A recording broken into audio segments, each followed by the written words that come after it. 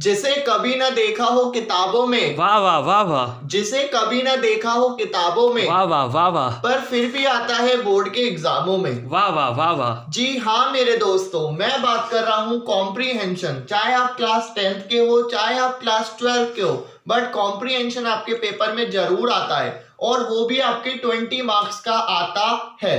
तो प्लीज उसकी ट्रिक जानने के लिए पूरी वीडियो को एंड तक देखिएगा, और मेरी कॉमेडी अच्छी लगी हो तो प्लीज सब्सक्राइब कीजिएगा चैनल को। तो आज हम शुरू करते हैं कॉम्प्रीहेंशन, जो कि आपके बोर्ड के पेपर में दो टाइप्स के कॉम्प्रीहेंशन आते हैं। एक आता है आपका डिस्कर्सिव पैसेज और दूसरा आता है आपका फैक्चुअल बेस्ड पैसेज। ठीक है, सबसे पहले मैं आपको डीपली बताऊंगा कि डिस्कर्सिव पैसेज क्या होता है, फिर मैं आपको बताऊंगा फैक्चुअल पैसेज क्या होता है, उसके बाद मैं उसको सॉल्व करने की ट्रिक बताऊंगा। लोग ये कहते हैं कि ज्यादा से ज्यादा अगर आप पैसेज सॉल्व करते हो तो आपके नंबर आएंगे, बट आप बोलोगे भैया मेरे तो 24 फरवरी से पेपर है, और कोई बोलेगा मेरे 28 फरवरी से पेपर है। तो हम जानते हैं कि सबसे पहले डिस्कर्सिव पैसेज क्या होता है। डिस्कर्सिव पैसेज, और हम कॉम्प्रीहेंशन का एक दूसरा नाम भी होता है, पता है क्या? फ्री के नंबर, क्योंकि आपका पूरा पैराग्राफ भी दे रखा होता है और क्वेश्चंस दे रखे होते हैं, तो बस पैराग्राफ में जाना है और आंसर्स ढूंढना है। ठीक है, बट सीबीएसई अपने रंग बदलता रहता है, कहता है भाई पैराग्राफ से आंसर रिलेट नहीं होने चाहिए, तो उसकी भी मैं आप लोगों को बातें बताऊंगा कैसे क्या होता है। ठीक है, तो अब हम शुरू करते हैं। सबसे पहले डिस्कर्सिव पैसेज होता क्या है? तो डिस्कर्सिव पैसेज में क्या होता है, एक आपको पैरा गिवन होता है बहुत बड़ा, मतलब करीबन आप मान लीजिए first para, second para, third para, fourth para, third, fifth para, six para, seventh para, ऐसे आपको पैरास गिवन होते हैं। फिर उसके बाद आपको क्वेश्चंस दिए होते हैं और उसके आंसर फाइंड आउट करने होते हैं आप लोगों को। ठीक है, तो क्लियर हो गया डिस्कर्सिव पैसेज कैसा होता है। ये आपका 10 मार्क्स का आएगा बोर्ड के पेपर में। आप क्लास 10th के होगे तो थोड़ा लेवल कम होगा, और क्लास 12th के होगे तो थोड़ा सा ज्यादा बड़ा लेवल होगा। मुन्ना 12th क्लास कर रहे हो तो थोड़ा लेवल तो बड़ा होगा ही होगा। ठीक है, तो अब हम बात करते हैं फैक्चुअल बेस्ड पैसेज क्या होता है। तो फैक्चुअल बेस्ड पैसेज क्या होता है? फैक्चुअल में आपको चार्ट्स होते हैं, डायग्राम होते हैं और डेटा गिवन होता है। ठीक है, आपको पूरा डेटा समझना पड़ता है कि भाई कहाँ पे पॉवर्टी ज्यादा है। ठीक है, ऐसे दे देता है पॉवर्टी का एक चार्ट बना देगा कि इंडिया में ज्यादा है, ठीक है, और चाइना में कम है, या ये सारी चीजें एक्सप्लेन कर देगा और नीचे क्वेश्चंस पूछ लेगा। ठीक है, तो चार्ट्स के बेसिस पे क्वेश्चंस के आंसर होते हैं। तो अब हम बात करेंगे डिस्कर्सिव पैसेज सॉल्व करने की स्टेप बाय स्टेप ट्रिक क्या होती है। तो अब हम शुरू करते हैं डिस्कर्सिव पैसेज के स्टेप बाय स्टेप ट्रिक। ठीक है, तो सबसे पहले क्या होता है, स्टेप नंबर 1 है रीड ऑल क्वेश्चंस। अब आप बोलोगे भैया आप ये क्या बात कर रहे हो, सारे क्वेश्चंस को सबसे पहले हमें पढ़ना है? हाँ, कई बच्चे क्या गलती करते हैं, सबसे पहले वो पैराग्राफ पढ़ने में टाइम निकाल देते हैं। पैराग्राफ पढ़ते पढ़ते पढ़ते पढ़ते उन्हें टाइम पता नहीं चलता, करीबन वो 20 to 30 मिनट्स पैराग्राफ पढ़ने में ही लगा देते हैं, और उसके बाद भी उन्हें कुछ समझ ही नहीं आता है पैराग्राफ। ऐसा ही मेरे साथ हुआ था टर्म 1 में। टर्म 1 में हमारा 2 आवर्स का पेपर था, और मैंने करीबन 45 मिनट्स पैराग्राफ पढ़ने में ही लगा दिए थे, और फिर बचा हुआ बस और बस मैंने इतनी जल्दी जल्दी पेपर सॉल्व करा कि मैं आप लोगों को क्या बताऊं। तो प्लीज, जो मेरे साथ गलती हो चुकी है, तो मैं चाहता हूं कि मेरे भाई बहनों के साथ ये गलती ना हो, तो प्लीज आप सबसे पहले क्वेश्चंस को रीड करिएगा। ठीक है, तो सबसे नंबर 1 आपको स्टेप क्लियर होगा, रीड ऑल क्वेश्चंस। ठीक है, आई होप आपने कर लिए होंगे। देन उसके बाद अभी मैं आपको करके भी दिखाऊंगा बोर्ड 2022 के पेपर से। फिर नेक्स्ट स्टेप होता है आपका पैराग्राफ को रीड करो।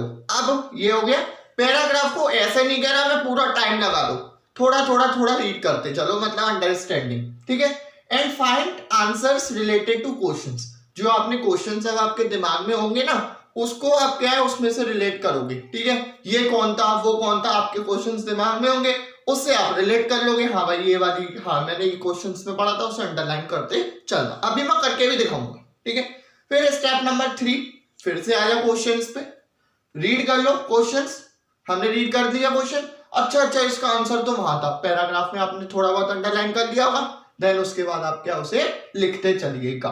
ठीक है, स्टेप नंबर 4, कुछ ऐसे सवाल आ जाते हैं, सिनोनियम्स बताओ, एंटोनियम्स बताओ। ठीक है, जैसे भाई एंटोनियम्स ओपन का क्या होगा, क्लोज एंटोनियम्स है। अब भाई इतना सिंपल तो वो देंगे नहीं, तो आपको पता है ओपन का क्लोज होता है, तो पैराग्राफ में उसी से रिलेटेड आप देख लो, शट डाउन होगा, है ना, जो भी इससे रिलेटेड है उसको आप लाके उसके आंसर में फिट कर दोगे। देन नेक्स्ट आता है स्टेप नंबर 5। स्टेप नंबर 5 के ऐसे भी टाइप्स के क्वेश्चन आते हैं जिसमें आपको टाइटल लिखना होता है, तो जब आपने एक बार पूरा थोड़ा पैराग्राफ पढ़ लिया तो आपको इतना तो सेंस हो जाएगा किसकी बात हो रही है, फिर उसी के बेसिस पे आप टाइटल बना दीजिएगा। और टाइटल कितना बड़ा होना चाहिए, मुश्किल से 2 या 3 वर्ड्स का होना चाहिए। क्लियर है? अब मैं आपको करके दिखाता हूं। तो एक बोर्ड 2022 में क्वेश्चन आया था आपका, read the passage given below and answer the questions that follow. ये मैं क्लास 12 से करा रहा हूं। अगर आप क्लास 12 का देखोगे तो क्लास 10 का तो इजीली हो ही जाएगा, ठीक है, बहुत इजी आता है क्लास 10 का, मैं आप लोगों को बता रहा हूं, ठीक है ना। तो ये फर्स्ट पैरा था, सेकंड पैरा था, थर्ड पैरा था, फोर्थ पैरा था। भैया मैं पैरा पढ़ने में टाइम लगा दूं?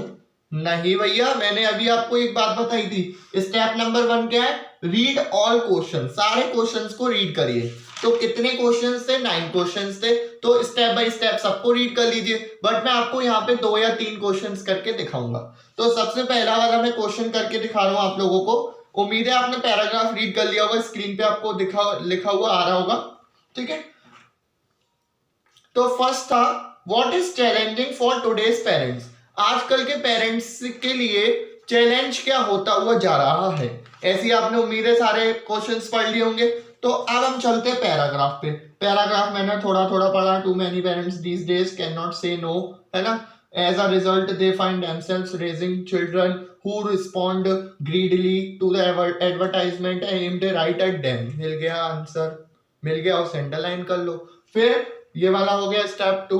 फिर step number 3, again read questions. दोबारा से मैंने रीड किया question, what is challenging for today's parents. आजकल के पेरेंट्स के लिए क्या चैलेंजिंग हो रहा है, तो आपको डायरेक्ट आंसर लिख देना है। Challenging for today's parents is they find themselves raising children who respond greedily to the advertisement aimed right at them. ठीक है, इसका मीनिंग क्या है, आजकल बच्चे क्या है, एडवर्टीजमेंट को देख के क्या हो जाते हैं, ग्रीडली हो जाते हैं, लालची हो जाते हैं कि उन्हें वो वाली चीज चाहिए ही चाहिए।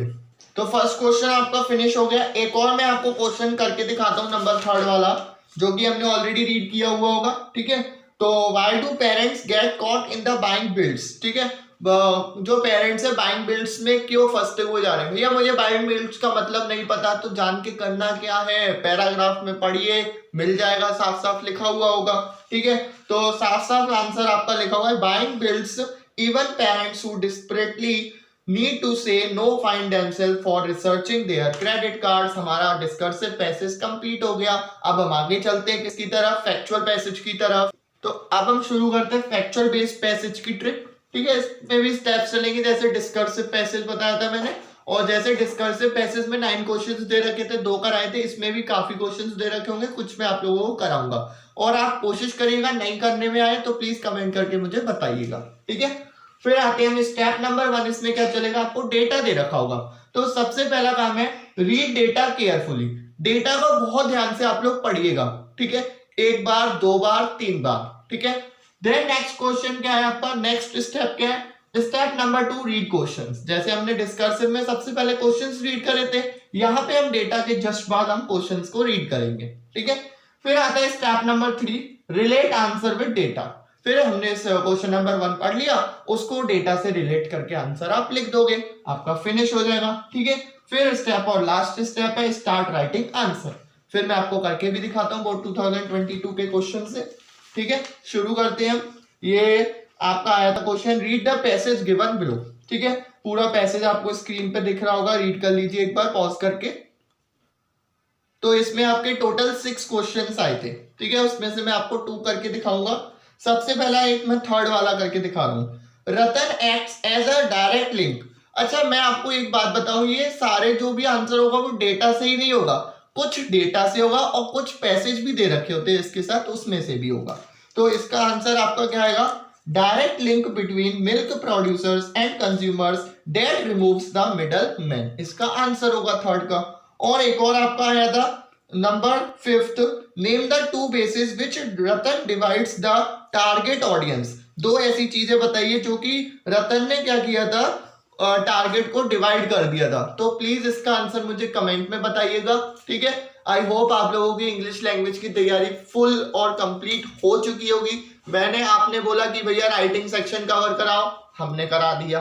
ठीक है, हमने राइटिंग सेक्शन के 3 वीडियोस बनाए और बहुत ज्यादा मेहनत से बनाए। बस आप लोगों का प्यार चाहिए। एक बार अगर आपने फिर से क्या है, आप जाके उसको देख लीजिएगा।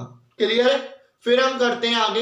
ये मैंने आपको पूरा बता दिया। कॉम्प्रीहेंशन की प्रॉब्लम आ रही थी, क्लास 10th भी वाले भी मेरे से कह रहे थे, क्लास 12th वाले भी कह रहे थे, तो मैंने कॉम्प्रीहेंशन का भी बना दिया। ठीक है, तो उम्मीद करता हूं आपने सब तैयारी कर ली होगी।